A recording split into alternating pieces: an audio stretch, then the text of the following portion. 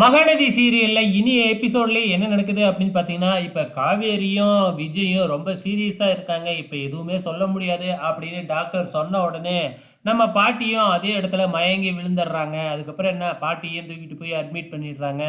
கொஞ்ச நேரத்துல போலீஸ் வந்து பார்த்தீங்கன்னா, விசாரணைக்காக வராங்க. அதுக்கப்புறம் போலீஸ் சொல்றாங்க, "இது வந்து தானா நடந்த ஆக்சிடென்ட் மாதிரி இல்ல. பிளான் பண்ணி தான் பண்ணியிருக்கிறாங்க."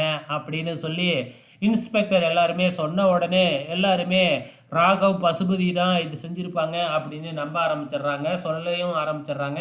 நிவின் வந்து இதெல்லாம் பண்ணது ராகவா தான் இருக்கும் அப்படின்னு அதுக்கான காரணத்தையும் சொல்லி கம்ப்ளைண்ட் பண்ணிக்கிட்டு இருக்கிறாப்புல.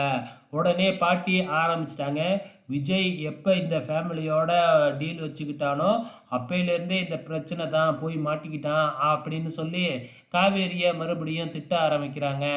யமுனாவால் என்ன சொல்கிறதுனே தெரியவே இல்லை. இந்த பக்கம் ஏற்கனவே சாரதா மயக்கம் போட்டு இருந்தாங்க இல்லையா, அவங்க இப்போ தான் கொஞ்சம் கொஞ்சமாக சுய நினைவுக்கு வந்துக்கிட்டு இருக்கிறாங்க. இப்போ டாக்டர் தாத்தா எல்லாரையும் கூப்பிட்டு வச்சு ஒரு விஷயத்த சொல்கிறாங்க. அதாவது நம்ம காவேரி தான் கன்சீவாக இருக்காங்க இல்லையா, இந்த நிலைமையில் வயிற்றில் குழந்தை இருக்கிறது வந்து நல்லதில்ல, அதனால் இமீடியட்டாக ஆப்ரேஷன் பண்ணி வெளியில் எடுக்கணும் அப்படின்னு சொன்ன உடனே ஓகே சொல்லிடுறாங்க. அதுக்கப்புறம் என்ன, காவேரியை ஆப்ரேஷன் தேட்டுக்கு அழைச்சிக்கிட்டு போயிடுறாங்க. அவங்களுக்கு இன்னும் சுயநினைவு வரல. விஜய், காவேரி இவங்க 2 பேருமே இன்னும் வந்து சுயநினைவே இல்லாம தான் இருக்கிறாங்க.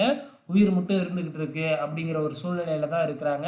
கொஞ்ச நேரத்துல சாரதாவும் எழுந்திரிச்சு ஆப்ரேஷன் தியேட்டருக்கு வந்துடுறாங்க. இங்க காவேரிக்கு ஆப்ரேஷன் நடக்குது. ஒரு குழந்தையும் பிறந்துருது. இதோட இனி எபிசோடு முடிச்சிருக்கிறாங்க. அப்கமிங்ல எப்படி கொண்டு போக போறாங்கன்னு தான் தெரியல. பொறுத்திருந்து பார்க்கலாம்.